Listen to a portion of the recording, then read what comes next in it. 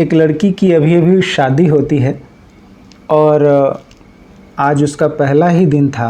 सुबह सुबह वो उठती है और उठ करके नहा धो करके पूजा करने के लिए जब पूजा कक्ष में जाती है तो वहाँ पे जा कर के जैसे ही अगरबत्ती का पैकेट खोलती है, उस पैकेट से एक कागज़ का टुकड़ा नीचे गिरता है। वो उस कागज़ के टुकड़े को उठाती है और उठा करके जब उस टुकड़े में लिखी हुई बातें पढ़ती है तो पढ़ने के बाद फफक फफक कर रोने लगती है। और रोने की आवाज़ सुन कर के उसके ससुर जी उसकी सासू माँ से बोलते हैं कि देखो बहू क्यों रो रही है। सासू माँ इस बात को नज़रअंदाज कर देती हैं। फिर ससुर जी और उसका पति वहाँ पे जाते हैं पूजा कक्ष में और उसके हाथों में एक कागज़ का टुकड़ा जो उसके आंसुओं से भीग चुका था, उसे ले करके जब वो बेटा भी पढ़ना शुरू करता है तो उस बेटे के और ससुर जी की भी आंखें नम हो जाती हैं। आखिर क्या लिखा था इस कागज़ के टुकड़े में, इसको हम आज इस कहानी में जानेंगे। मेरे प्यारे साथियों नमस्कार। इससे पहले कि आप लोग आज की इस लव स्टोरी में खो जाएं, प्लीज़ हमारे चैनल को सब्सक्राइब कर दीजिए और वीडियो को लाइक कर दीजिए ताकि हमारा दिल भी धड़कता रहे। साथियों, आज की जो ये लव स्टोरी है एक संस्कार वाली लव स्टोरी है। एक बाप और बेटी की लव स्टोरी है। एक गाँव होता है, उस गाँव में एक छोटा सा परिवार रहता था, जिस परिवार में एक बाप होता है और एक बेटी होती है और उसकी माँ होती है। बड़ी गरीबी का समय था और आपको तो पता ही है कि एक बाप जब बेटी का बाप हो खास करके तो उसके कंधों पे बहुत बड़ी जिम्मेदारी होती है जब तक कि वो अपनी बेटी का हाथ पीला ना कर दे। और बेटी देखते ही देखते कब बड़ी हो गई उस पिता को भी पता न चला। पता तब चला जब कुछ गांव के बदतमीज़ लड़के उसके साथ बदतमीज़ी कर रहे थे, बुरी निगाहों से उसे देखना शुरू कर दिए थे। तो उसकी माँ ने कहा, देखिए जी, अब बिटिया बड़ी हो गई है, इसके हाथ पीले कर दीजिए। बाप ने कहा, कैसे कर दूं भाग्यवान, ये समाज दहेज मांगता है, अब उतना देने की हिम्मत तो है नहीं। तो माँ ने कहा, देखो जी, जितना भी हो सकेगा हम लोग अपना खून पसीना बहा करके देंगे।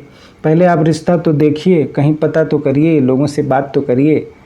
बाप बातचीत करना शुरू करता है और धीरे धीरे रिश्ते जो आते थे उन रिश्तों में केवल एक ही बात होती थी कि बिटिया तो आपकी ठीक है, देखने में ठीक ठाक है, लंबाई चौड़ाई शकल सूरत सब कुछ ठीक है, दहेज में क्या देने वाले हैं आप।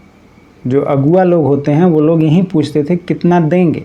जब अगुआ जा कर के उधर लड़के पक्ष को बताता था कि इतना मिलेगा, ऐसा होगा, तो जो लड़की अभी तक बहुत अच्छी लग रही थी, ये दहेज को देख करके जब वो तौलते थे तो लड़की को रिजेक्ट कर देते थे। और इस तरीके से यह सिलसिला चलता रहा।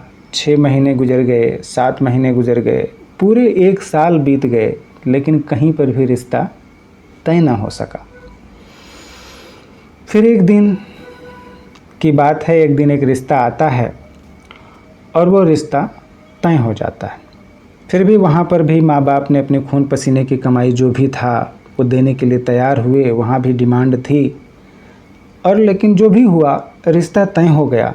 और रिश्ता तय हुआ, शादी अच्छे तरीके से संपन्न हुई और इस माँ बाप ने अपनी बिटिया का, अपने कलेजे के टुकड़े का आज हाथ पीला कर दिया और बड़े प्यार से इसे ससुराल के लिए डोली में बिठा दिया।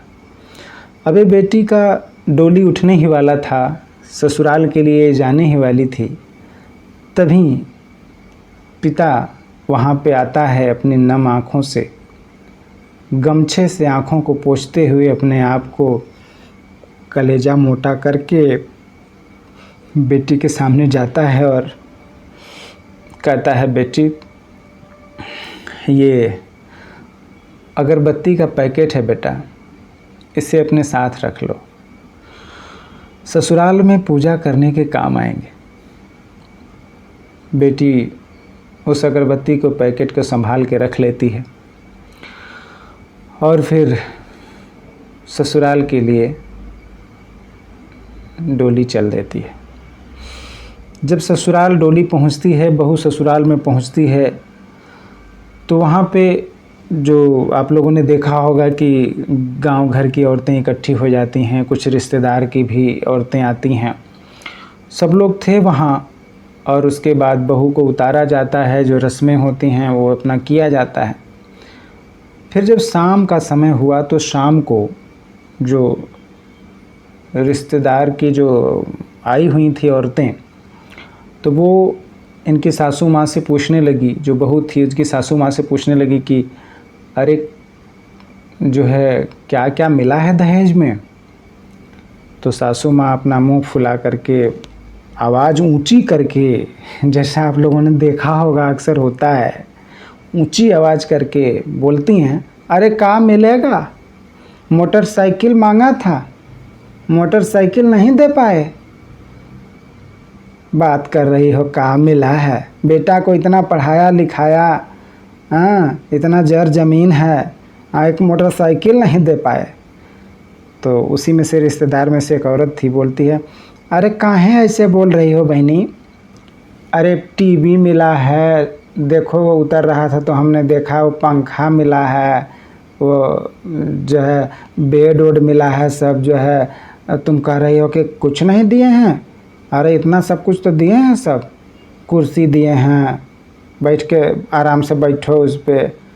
हाँ तो तुम यहीं ताना मार रही हो, कुर्सी मिला है। उनकी सास ऐसे बोल रही हैं, सब अपने बिटिया को ही तो दिए हैं, जो दिए हैं, हमको कब दिए हैं, बिटिया को ही ना दिए हैं आपने। अरे तो भाई रिश्तेदार की जो औरतें होती हैं, एक औरत बोलती है, अरे धीरे बोलो बहनी, धीरे बोलो, बहू सुन लेगी। हाँ तो सुन लेगी तो क्या है, सुनने दो, जो मिला है सो सामने है। अरे चलो छोड़ो हटाओ। अच्छा ये देखो मिठाई भी आई है, इधर देखो मिठाई रखा गया है, सब बहू के घर से ही आया है ना। अच्छा बहनी बहू के घर से, अब और ज़ोर से आवाज़ और ऊंची करके, अरे तनको लाज शर्म है उनको, मिठाई दिए हैं, 4 झपोली मिठाई में क्या होगा।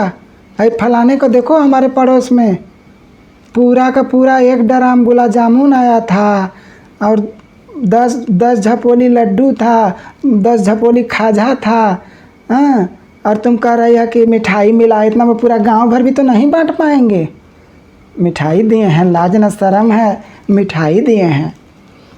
तो अरे बोलती है, अरे छोड़ो ना। एक औरत और आती है रिश्तेदार की, बोलती है, अरे छोड़ो, काहे झूठे का बहू आई है आज, काहे झगड़ा कर रही हो आपस में। अरे चलो उधर खाने का टाइम हो गया, चलो सब लोग हम लोग खाना वाना खाते हैं। फिर उसके बाद तो जो होता है खाना पीना खाते हैं लोग, फिर उसके बाद अपना सो जाते हैं। और आज ये रात गुजरती है, और इस रात के गुजरने के बाद जब सुबह होती है, सूर्य की पहली किरण निकलती है, तो बहू उठ करके नहा धो करके फ्रेश होके अच्छे से पूजा करने के लिए पूजा कक्ष में जाती है। और जैसे ही पूजा कक्ष में पूजा करने के लिए जाती है, वहाँ पे अगरबत्ती का जो पैकेट पिता ने दिया था, वो सोचती है कि पिताजी ने जो पैकेट अगरबत्ती का दिया है, आज मेरा पहला दिन भी है ससुराल में, तो क्यों ना इस नए पैकेट को ही भगवान के पूजा में अगरबत्ती खोल कर लगाऊं। तो उस नए पैकेट को वो खोलती है, और खोलते समय ही उसमें से एक कागज़ का टुकड़ा नीचे गिर जाता है, और वो उस कागज़ के टुकड़े को देखती है तो उसको उठा करके उसको पढ़ने लगती है। उसमें कुछ लिखा था, और जब वो पढ़ने लगती है और पढ़ते पढ़ते ही उस बेटी की आंखों से आंसू चलने लगते हैं। पूरा चिट्ठी पढ़ भी ना पाई थी कि फफक फफक करके ज़ोर ज़ोर से रोना शुरू कर देती है। और ये रोने की आवाज़ जब ससुर जी सुनते हैं तो उसकी सासू माँ से बोलते हैं कि अरे देखो बहू रो रही है, क्या हुआ, इतना ज़ोर से आवाज़ आ रही है, क्या बात है। वो कहती है कि आप ही न जाकर देखिए, रो रही है। अब वहीं कल है आई हैं महारानी, इतना याद आ रहा है माँ बाप का, तो क्या करने आई हैं, वहीं पर रहना चाहिए था, जाइए, रो रही हैं। तो सास ऐसे बोलती है अपना, लेकिन ससुर और बेटा दोनों लोग जाते हैं, देखते हैं कि भाई बहू रो क्यों रही है, वो भी पूजा वाले रूम में जाके रो रही है, इतना ज़ोर ज़ोर से रो रही है, क्या बात है। और घर की औरतें जाकर देखना शुरू करती हैं, लेकिन ये जो सासू माँ हैं अपना मुंह फुलाकर उधर ही बैठी हैं, अपना इधर ही अपना डायलॉग मार रही हैं कि अरे रो रही हैं, बड़का दिखा रही हैं। वो ससुर जी और उसका बेटा पूजा रूम में जाते हैं और घर की और रिश्तेदार से आई हुई कुछ औरतें हैं वो भी जाती हैं, तो देखती हैं कि बहू बहुत ज़ोर ज़ोर से रो रही है और उसके हाथों में एक भीगा हुआ कागज़ का टुकड़ा है। बेटा उसके हाथों से वो कागज़ का टुकड़ा लेता है और ले करके सबके सामने पढ़ने शुरू कर देता है। जब पढ़ता है तो पढ़ते पढ़ते उसकी भी आंखें नम हो जाती हैं, अगल बगल जो रिश्तेदार से आई हुई औरतें थीं उनकी भी आंखों में आंसू आ जाते हैं, ससुर जी भी के आंखों में आंसू आ जाते हैं। फिर एक रिश्तेदारी से आई हुई औरत जा कर के बोलती है उसकी सासू माँ को कि तुम यहाँ अपनी बहू को ताना मार रही हो, उसके घर वालों को भला बुरा कह रही हो, अरे एक बार जाकर देखो कि बहू रो क्यों रही है। उसके हाथों में एक चिट्ठी थी और उस चिट्ठी में क्या लिखा है जानती हो? जानोगी ना तो शर्म के मारे डूब मरोगी। तो सास कहती है कि ऐसा क्या है। अब वो भी गंभीर हो जाती है जब सब लोगों के आंखों में आंसू थे एक चिट्ठी को पढ़ने के बाद। तो फिर